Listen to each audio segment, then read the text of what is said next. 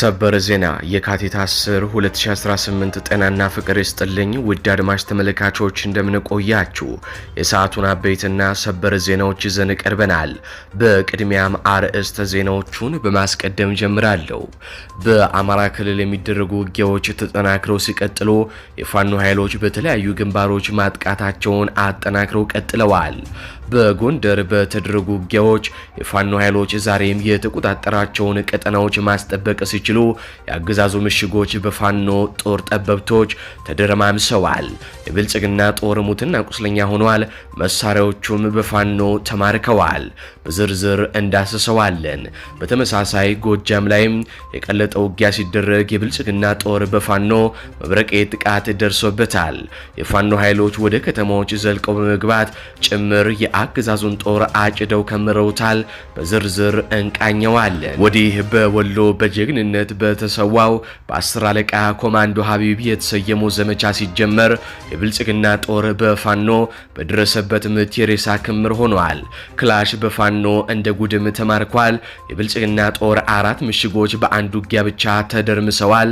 እንመለከተዋለን። ወዲህ ደግሞ የሰሜኑ ጦርነት ከመቼውም ጊዜ በላይ መቃረቡ የሚባልበት ጊዜ አብቅቶ ደርሷል ማለት የሚቻልበት ደረጃ ላይ ተደርሷል። በሁሉም ኃይሎች በኩል ዝግጅቱ እየተጠናቀቀ ነው። መከላከያ ሰራዊቱ ከሁሉም ክልሎች ለቆ ወደ ድንበር እየተመመ ነው። ይህ በእንዲህ እንዳለ ደግሞ አዲስ አበባን መከላከያው በመልቀቁ የኦሮሚያ ልዩ ኃይል ይጠብቃታል ተብሏል። የኦሮሚያ ልዩ ኃይል ወደ አማራ ክልልም ይሰማራል የተባለ ሲሆን መካናይዝድ መሳሪያ መታጠቁ ተነግሯል። ዝርዝር አለን። በሱዳን ከኢትዮጵያ የተነሳች ንብረትነቷ የተባበሩት አረብ ኤምሬት የሆነች ድሮን በአልቡርሃን ጦር ተመታ መውደቋ ሲነገር የአብይ አህመድ ዘዋሪ ቀንደኛ ወዳጅ የአረብ ኤምሬቱ መሪ ቤን ዛይድ በጠና መታመማቸውም ተነግሯል። በዝርዝር እንመለከተዋለን። ሰላም ጤና ይስጥልኝ ውድ አድማጭ ተመልካቾች እንደምን ቆያችሁ? ከላይ በአርዕስተ ዜና ያደመጣችሁትን መረጃዎች ወደ እናንተ ላደርስ እዚህ ተገኝቻለሁ። የህዝባዊ ትግሉን የምትደግፉ እንዲሁም ሀገር ወዳድ የሆናችሁ አድማጭ ተመልካቾች ቪዲዮን ላይክ፣ ቻናሉን ሰብስክራይብ አድርጋችሁ የዶል ምልክቱን ታበሩ ዘንድ እንጠይቃለን። እንዲሁም በኮሜንት ድል ለህዝብ ልጆች ድል ለጀግኖቹም እያላችሁ ለህዝቡ ሲሉ ጫካ የገቡትን ታጋዮች ታበረታቱ ዘንድ እየጠየቅናችሁ በቀጥታ ወደ መረጃዎች ያለፍኩኝ። እስከ ፍጻሜው አብረን እንቆይ። ቀዳሚ ወዳደረግኩት ዘገባ አልፋለሁ። የሰሜኑ ጦርነት ከመቼውም ጊዜ በላይ መቃረቡ ሲነገር ከፍተኛ የጦርነት ዝግጅቶች ተጧጡፈው ቀጥለዋል። የኢትዮጵያ መንግስት የሀገሪቱን መከላከያ ሰራዊት ወደ ድንበር በየቀኑ ከተለያዩ ክልሎች እያስወጣ እያስጠጋ ሲሆን የኤርትራና የህወሓት ኃይሎችም በከፍተኛ ሁኔታ ዝግጅታቸውን እያጠናቀቁ ነው። ይህ ጦርነት ከመጀመሩ በፊት ግን መሀል አዲስ አበባን ጨምሮ ከኦሮሞ ውጭ ያሉ ብሔረሰቦችን የሚያሰጋ ሁነት እየተፈጠረ ነው። ዘር ለይቶ በመጨፍጨፍና የኦሮሞ የበላይነትን እንዲያስጠብቅ ተደርጎ የተገነባው የኦሮሚያ ልዩ ኃይል ወደ አዲስ አበባና አማራ ክልል ጦርነቶች ሊሰማራ መሆኑ ተነግሯል። 44 ዙር የሰለጠነው የኦሮሚያ ልዩ ኃይል የሰሜኑ ጦርነት ሲደረግ የመከላከያውን ቦታ ተክቶ አዲስ አበባን እንደሚጠብቅም ተነግሯል። የመከላከያ ሰራዊቱ ከኦሮሚያ ክልል እየወጣ ወደ ሰሜኑ የሀገሪቱ ክፍል ዳግም ስምሪት እየወሰደ ባለበት ወቅት የአብይ አህመድ አገዛዝ ለኦሮሚያ ልዩ ኃይል የሜካናይዝድ ከባድ መሳሪያዎችን ማቅረብ መጀመሩንም ሪፖርቶች አመላክተዋል። ይህ እርምጃ ሜካናይዝድ መሳሪያዎች መታጠቅ የሚችለው የኢትዮጵያ መከላከያ ሰራዊት ብቻ ነው የሚለውን የኢትዮጵያን ህገ መንግስት ድንጋጌ የሚጥስም ነው ተብሏል። ሚዲያችን ቀደም ብሎ እንደዘገበው የኦሮሚያ ክልል ከፌዴራል መንግስቱ ፍቃድ ካገኘ በኋላ በዓለም አቀፍ ገበያ ላይ የጦር መሳሪያዎችን ሲገዛም ቆይቷል። ይህም ሌላኛው የህገ መንግስት ጥሰት ሲሆን የጦር መሳሪያ ግዢ ስልጣን የተሰጠው ለመከላከያ ሰራዊቱ ብቻ ሆኖ ሳለ የኦሮሚያ ክልላዊ መንግስት ግን የጦር መሳሪያ እየሸመተ ነው። ሚዲያችን ያነጋገራቸው ውስጣዊ ምንጮች እንደገለጹት በኦሮሚያ ክልል መንግስት የተገዙ የጦር መሳሪያዎች ባለፈው በታህሳስ 12 ቀን 2018 ዓ.ም ዲሴምበር 21 ቀን 2025 ላይ ከጅቡቲ ወደብ ወደ ኦሮሚያ ክልል ተጉዘው በኦሮሚያ ልዩ ኃይል እጅም ገብተዋል። የኦሮሚያ ልዩ ኃይል እንዲህ አይነት ልዩ መብት የተሰጠው ብቸኛው የክልል ኃይልም ሆኗል የተባለው። ይህን ክስተት አስገራሚ የሚያደርገው ደግሞ አብይ አህመድ ሁሉንም የክልል ልዩ ኃይሎች አፈርሳለሁ ብሎ አውጆ በርካታ የክልል ልዩ ኃይሎችን ካፈረሰ በኋላ አሁን ላይ የኦሮሚያውን ማጠናከር መጀመሩ ነው። ያ የልዩ ኃይሎች የፈረሳ ሂደት የአማራ ክልል ልዩ ኃይልን ብቻ ኢላማም ያደረገ ነበር። ይህም ላለፉት 3 ዓመታት የቀጠለውን የአማራ ክልል ጦርነት እንዲቀሰቀስም ምክንያት ከሆኑ ቀስቃሽ ተግባሮች አንዱ ነበር። ይህ በእንዲህ እንዳለ ደግሞ በትላንትናው ዕለትም እንደዘገብነው ከ2 ቀናት በፊት የኦሮሚያ ፖሊስ ኮሚሽን ቀደም ሲል በአገልግሎት ማቋረጥ ወይንም በሌላ ምክንያት የለቀቁ መደበኛ ፖሊስ፣ የልዩ ኃይል አባላትና የቪአይፒ ጥበቃ ክፍሎች የቀድሞ ሰራዊት በአንድ ሳምንት ውስጥ እንዲመለሱ ጥሪም አቅርበዋል። ምንጮቻችን እንደሚጠቁሙት የዚህ ዓላማ ለሰፊ ግጭት ዝግጅት ለማድረግና እስከ 1 ሚሊዮን የሚደርስ የኦሮሚያ ወታደር በኦሮሚያ ክልል በፍጥነት ለማቋቋምና ለማሰልጠን መታቀዱንም ይናገራሉ። በተጨማሪም ምንጮች እንደሚያረጋግጡት የኦሮሚያ ኃይሎች በአሁኑ ወቅት በአዲስ አበባ፣ በሐረር፣ በድሬዳዋ፣ በጋምቤላ፣ በአሶሳ፣ በቤኒሻንጉል ጉሙዝና በአማራ ክልል ውስጥ ጨምሮ በተለያዩ የሀገሪቱ ክፍሎች የፌዴራል ከተሞች ተሰማርተው ይገኛሉ። በተለይ በአማራ ክልል ውጊያዎች የኦሮሚያ ልዩ ኃይሎች እየተሳተፉ እንደሚገኙ የሚገልጹት ምንጮች እነዚህ የኦሮሚያ የጸጥታ ኃይሎች መከላከያው ወደ ሰሜን በሚዘምትበት ወቅት አዲስ አበባን የመጠበቅና የአማራ ክልሉን ጦርነት የመዋጋት ኃላፊነት እነሱ ላይ ይወድቃል ሲሉ ምንጮቻችን ገልጸዋል። የመከላከያ ሰራዊቱ ወደ ሰሜኑ ጦርነት ሲጋዝ ኦሮሚያ፣ አዲስ አበባና ሌሎች ቀጠናዎችም በኦሮሚያ ልዩ ኃይል እጅ ወድቃሉ። ይህ በዘረኝነት ያበደ በህገ ወጥ መንገድ ሜካናይዝድ መሳሪያዎችን ሳይቀር የታጠቀው የክልል ልዩ ኃይል በኦሮሚያ ክልል ለሚኖሩ በርካታ ብሔር ብሔረሰቦችና በአዲስ አበባ ለሚገኘው ማህበረሰብ ከፍተኛ ስጋትንም ፈጥሯል ነው የተባለው። ይህ በእንዲህ እንዳለ ደግሞ መከላከያ ሰራዊቱ ወደ ሰሜኑ ግንባር የሚያደርገውን ጉዞ አጠናክሮ ቀጥሏል። ባለፉት ጥቂት ቀናት በመላ ሀገሪቱ የታየው እጅግ ግዙፍ የመከላከያ ሰራዊት እንቅስቃሴ ሀገሪቷ ወደማትወጣው መጠነ ሰፊ ጦርነት እየገባች መሆኑን የሚያሳይ ፍንጮችም ይፋ የሆኑ ነው። ጀዋር መሐመድ ከ1998ቱ ጦርነት በኋላ ታይቶ በማይታወቅ ሁኔታ በርካታ የመከላከያ ሰራዊት ወደ ሰሜኑ ግንባር እየተንቀሳቀሰ ነው ሲልም መረጃ አውጥቷል። ሚዲያችን እንዳረጋገጠው ከመካከለኛው ከምዕራብና ከምስራቅ ኢትዮጵያ የተነቀሉ የሰራዊት ክፍሎች በሙሉ አቅጣጫቸውን ወደ ሰሜኑ ግንባር ትግራይም አድርገዋል። ከኦሮሚያ ከቤኒሻንጉል ጉሙዝ የተነሱ የሰራዊቱ ክፍሎች በአማራ ክልል በኩል ወደ ሰሜን እየተመሙም ይገኛሉ። በወለጋ አካባቢ ሰፍሮ የነበሩ የመከላከያ ክፍሎች ጦሮች ባለፈው ሳምንት አካባቢውን ለቀው በመውጣት በቡሬ በኩል አድርገው ወደ ሰሜንም ተጉዘዋል። በመተከል ዞን የነበሩ ኃይሎች በጃዊ በኩል አልፈው ወደ ቋራ መግባታቸውን ያስተዋለ የመረጃ ምንጫችን የነገረን ሲሆን ጉዟቸው ወደ ሰሜኑ ግንባር መሆኑንም አረጋግጦልናል። ከመካከለኛው ኢትዮጵያና ከሸዋ የተነሳው ኃይል በደጀን፣ ደብረ ማርቆስ፣ ባህር ዳር፣ ጎንደር ኮሪደር አድርጎ ወደ ሰሜን ግንባርም እያመራ ይገኛል። ቀደም ሲል በአማራ ክልል የተለያዩ ከተሞች የነበሩ ከምስራቅ ኢትዮጵያ የመጡ ኃይሎች ወደ ትግራይ ድንበር እየተጠጉም ነው።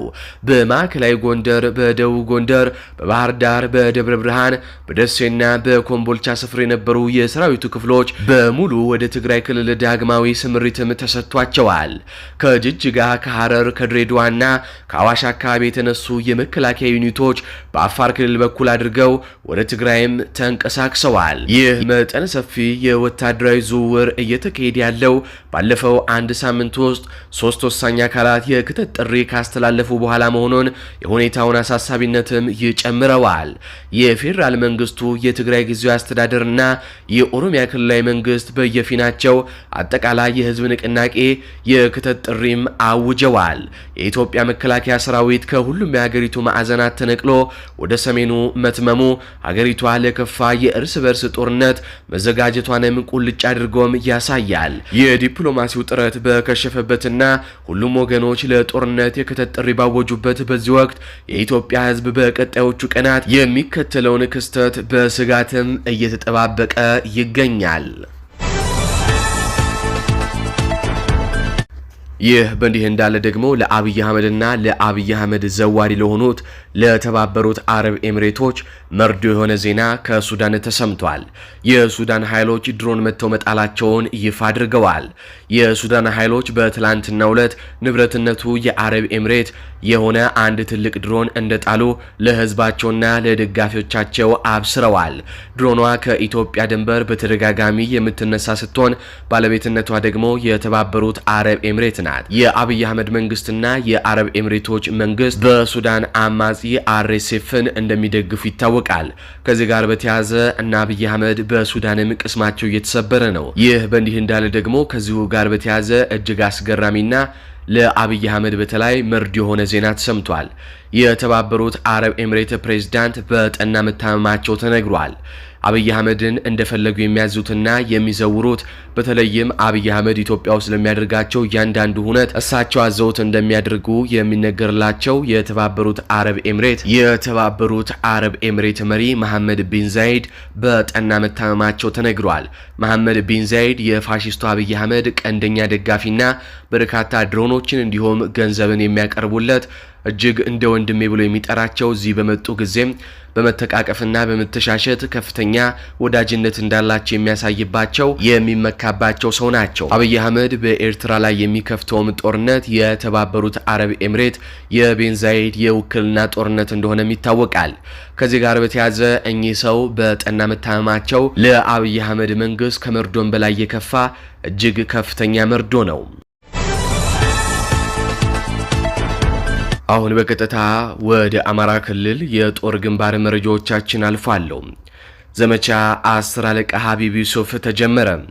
ተጠናክሮ በቀጠለው አውደ ውጊያ ላስታ ጀነራል አሳምነው ጽጌ ኮር በብልጽግና ሰራዊት ላይ ታላቅ ድል ተቀዳጀ። የአማራ ፋኖ ብሔራዊ ንቅናቄ አፋብን ምስራቅ አማራ ቀጠና ሚኒሊክ ዕዝ አካል የሆነው ላስታ ጀነራል አሳምነው ጽጌ ኮር ከሁሉም ክፍለ ጦሮች የተውጣጡና የኮሩን ነብሮ ኮማንዶና ዋክሹም ብርጌድን ጨምሮ በተሳተፉበት አውደ ውጊያ በአገዛዙ መከላከያ ሰራዊት ላይ ታላቅ ድል ተቀዳጅተዋል። በአርበኛ 10 አለቃ ሀቢብ ዩሱፍ ሀቢቦ የተሰየመው ዘመቻ የካቲት 9 2018 ዓ.ም በትላንትናው ዕለት ከንጋት 10 ሰዓት ጀምሮ በቡግና ወረዳ አይና ከተማ ዙሪያ በተደረገ ከባድ ትንቅንቅ የብልጽግና ኃይል 4 ምሽግን በመስበር 82 በመደምሰስ 25 ክላሽ 1520 የክላሽ ተተኳሽ 32 የእጅ ቦምብ 26 የወገብና የድረት ትጥቅ በመማረክ አይቀጡ ቅጣት የአገዛዙን ጦር በመቅጣት የብልጽግናን ኃይል ወደ ነበረበት የቀበሮ ጉድጓዱ እንዲመለስም አድርገውታል። በዚህ ውጊያ 82 የአገዛዙ ወታደሮች የመከላከያ ሰራዊት ተደምስሰዋል።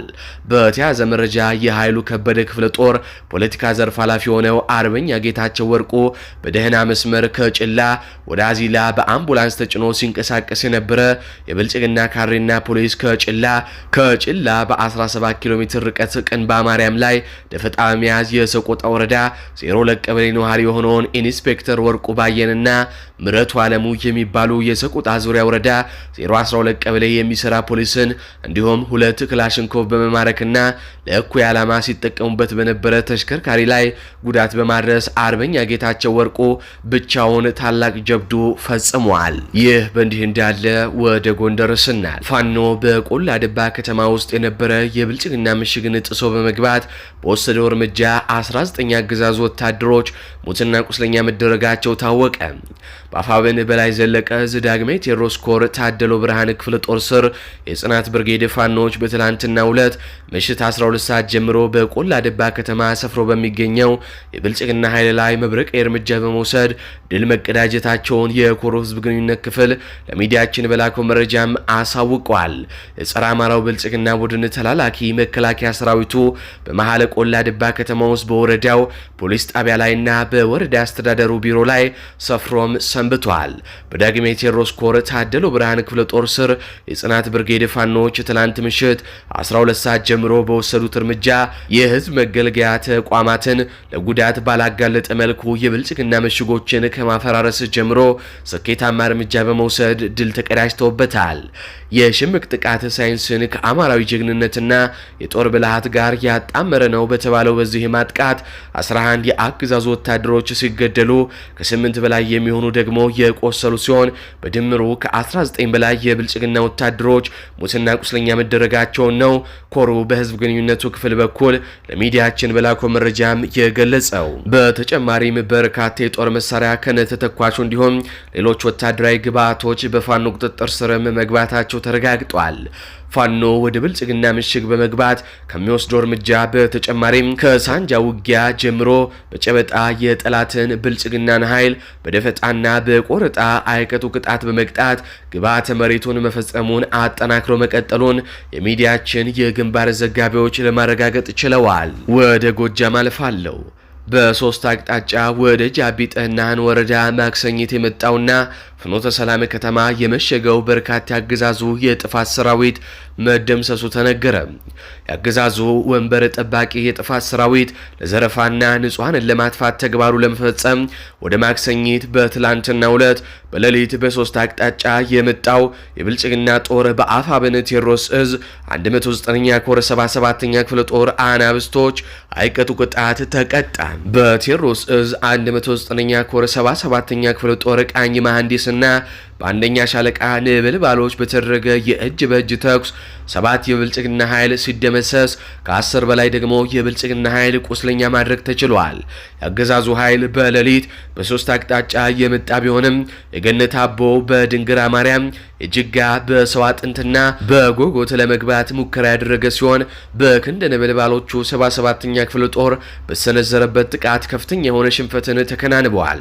የውጊያ ጠበብቶቹ 109ኛ ኮር 77ኛ ክፍለ ጦር 3ኛ ሻለቃ ባደረጉት ኦፕሬሽን የምዕራብ ጎጃም ዞን መቀመጫ ወደ ሆነችው ፍኖተ ሰላም ከተማ ከቀኑ 11 ሰዓት በመግባት የብልጽግናን ጥምር ኃይል እያለ በሚጠራው የሚሊሻ የፖሊስና አድማ በተና ስብስብ ላይ መብረቂያ ጥቃት በመክፈት በርካታ የብልጽግና ኃይልንም መደምሰስ ችለዋል።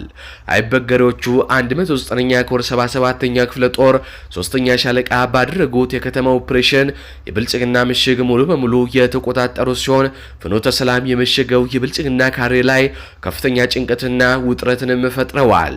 በዛሬው ዕለት የምዕራብ ጎጃም ዞን ፍኖተ ሰላም ሆስፒታል በብልጽግና አስከሬንና ቁስለኛ የተጨናነቀ መሆኑን ያዩ የአይን እማኞች መረጃውን ለሚዲያችንም አድርሰዋል። በመጨረሻም ከጦር ግንባር እንዲሁም ደግሞ ከጦርነት ቀጠናዎች የተላኩልንም ቪዲዮዎች አስመልክተናችሁ እናብቃ። እንደሚታወቀው የፋኖ ኃይሎች በበርካታ የጎንደር ቀጠናዎች በርካታ ቦታዎችን እየተቆጣጠሩ ነው። በእነዚህ ቦታዎች ደግሞ ህዝባዊ ውይይትም ከጦርነቱ ጎን ለጎን እየተካሄደ ነው። ከዚህ ጋር በተያያዘ ፕሮፌሰር ጌታ አስራድ የአፋብኃይለ ፖለቲካ መሪ ከህዝቡ ጋር ያደረገውን ቆይታ አድምጠን እንመለስ። ውርደት እኮ እንደዛ ሰዎች ካሁን ነገር ከሬ ነው መሳሪያ ነው ወሰዳት ከራሻል ይሄን ያህል ጥይት ይሄን ያህል ተጠቅሞ ይመጣል። አፍንጫው እንደዚህ ይመጣል። ስለዚህ አድማ በተኑ መፍረስ ይፈልጋል። መሩት ነው ወደዛ ሄደ እናውቀዋለን። ትግላችን ብዙ ጎደሎ ነበር። ሁለቱን ስንተቋቋስ ነበር። አሁን ግን አንዱ ነን። በቃ አርበኛ ዘመነ ካሴ ነው የሚመራው። ወታደራዊ አዛዡ አርበኛ ጀነራል ተፈራ ነው። የፖለቲካ መምሪያውን የሚመራው እኔ ነኝ። የምተቀዳሚ ምክትሉ አርበኛ መከተው እንዲህ እያለ በሁሉም እንደነ አብዲ ወልዴም እና አስረስም ሁሉም ድርሻ ተከፋፍለናል። የአማራ ልጆች ነው ሁላችን። ነገር ግን ከዚህ ውስጥ ጥሩ አቅም ያለው ወደፊት ይቀጥላል። አቅም የሌለው ደግሞ ከእናንተ ያለው ወደ ላይ እያመጣ ይሄዳል ማለት ነው። ስንት አንገቱን የደፋ ስንት ጀግና አለ፣ ስንት ጀነራል አለ፣ ስንት ኮሎኔል አለ። ያውም አገዛዝ ውስጥ ጀግና አንዱ የተባሉት ኮሎኔሎች እንደነ ኮሎኔል አበራ እንደነ ኮሎኔል ማነገረው አይነት ጀግኖች በየቦታው ማአት ነው። እንደነ ጀነራል ተዘራ አይነት እነዚህ ሁሉ የያዘው ድርጅታችን። አሁን ደግሞ ዓለም አቀፍ ማህበረሰብ በሙሉ ከኛ ጎን ነው በሙሉ ማለት ነው። ስለዚህ ነገ የቸገረን የጥይት የጫማ የምናምን በሙሉ ይሟላል በሂደት ብቻ። እንዳልኳችሁ እስከ መጨረሻው ድረስ ጸንተን እንቁም። በብልጠት ትእዛዝ በማክበር በህግና በስርዓት ከሆነ ነገ ሁሉ ነገር የኛ ነው። ይቅርታ በጣም አበዛው መሰለኝ። ጨርሻለሁ። አመሰግናለሁ። በድል ያብቃን።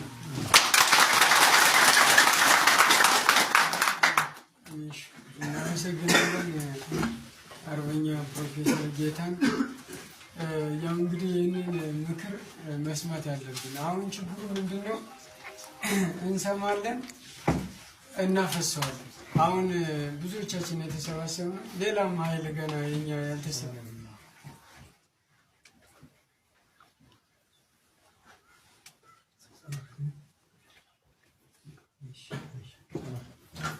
እና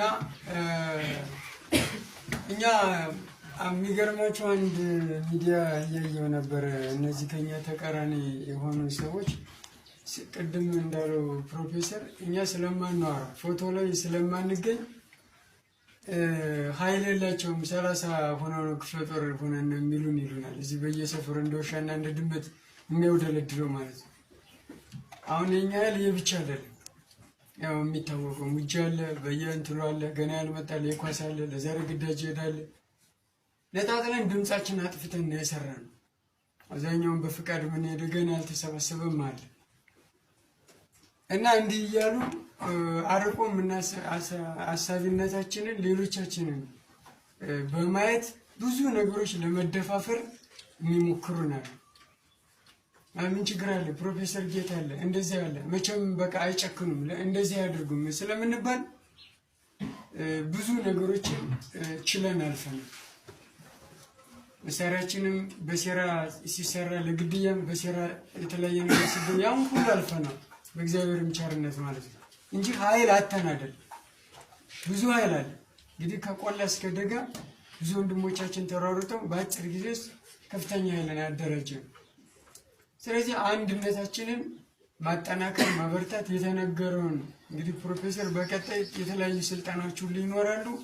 እነዛም እየተቀበል አዳዲስ ነገሮችን ለመያዝ ጥረት ማድረግ አለብን። ሌሎች ወንድሞቻችን እንዲመጡ ማድረግ አለብን። በቲም በጋንታ በሻምበል በሻለቃ እንዲገቡ ማድረግ አለብን እንጂ ዝም ብሎ የሆነ ነገር ሲሆን የሆነ ነገር አስቦ መምጣት የሆነ ነገር ሲሆን የሆነ ነገር ይዞ መፍረስ ከሆነ ትግል አይደለም። ስለዚህ በዚህ ልክ መጠንከር መቻል አለብን። ከዛ ውጭ ሰፈሬ፣ ሚስቴ፣ ልጄ፣ ወንድሜ፣ አክስቴ፣ እርሻዬ፣ ምን አጭዳ ክምሬ ማለት ነገር ነው። ብዙ ነገር ይሰራል። ኮስተር ነው። ሁለት ነገር ይዞ ትግል መታገል አይቻልም። አሁን የቸገረን ግማሹ ኮንትሮባንድ፣ ግማሹ ሌላ ፈላጊ፣ ግማሹ እንደዛ ሳይሆን ቀጥ ብለን በአንድ ዓላማ ኮቆም እንኳን እኛ ብቻ ቀድሞ ተባለው ሰንጥቀ ነው በዚህ በጭሳ በመሄድ ይችላል። እኛ ብቻ።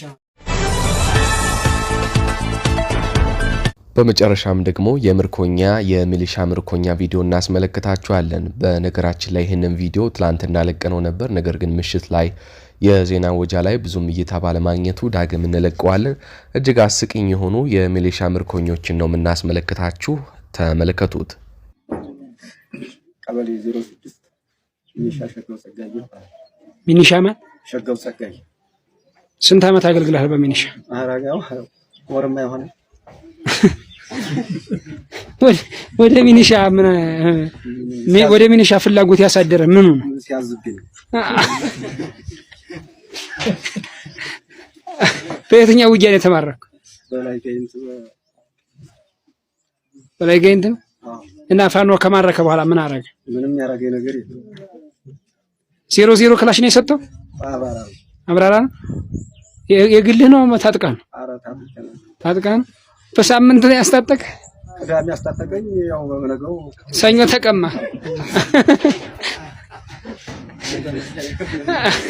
አንተስ ስምህ ማን ይባላል? ስምህ እየጀመርኩ ነው ገር ወይት ነው? ወይት ወረዳ ነው? ማዳ ወረዳ። በየትኛው ውጊያ ነው የተማረከው? ሰኞ ዕለት። የት ቦታው? ለጋይንት። ከስማዳ ለጋይንት ንፋስ መውጫ እንዴት መጣ? ኃይል ተጨምሮ ነው ወይስ? አይደለም። ወረታ ስልጠና ለብለው ነበር ከላሽቶ ሮብ ነው ያመለ ወሰዱ። ዛን ቀን አሳድረው መልሰው ወደዛ መጡ። ከዛ ይሄ ተተማረኩ። ምን የደረሰብኝ ነገር የለም። በዲም ባርገው እንጀራ እየወሰዱ እየገዙ ምርጥ አርገው ነው ይዘው ነው የተረፈቱ። ምርጥ ናቸው። እኔ ታም በተቻለኝ ይሄን ፋኖ አማራ ፋኖ ገዲፋዱ ልዩ ያሉ ተመበሪያ የወልጆችን አረሽ ነው ማሳጅ። ከፍ ያለው ደሴ ሲባል ተሰማ ነበር በፊት? ተሰማደው። ቆንጆ ናቸው። እንዴት ነው አሁንስ ያየው? ምርጥ ፋኖ ናቸው። እንደዚህ ያለ ከተመኝ። አድማጭ ተመልካቾች ለሰዓቱ ያስኩላችሁ ዘገባዎች እነዚህን ይመስላሉ።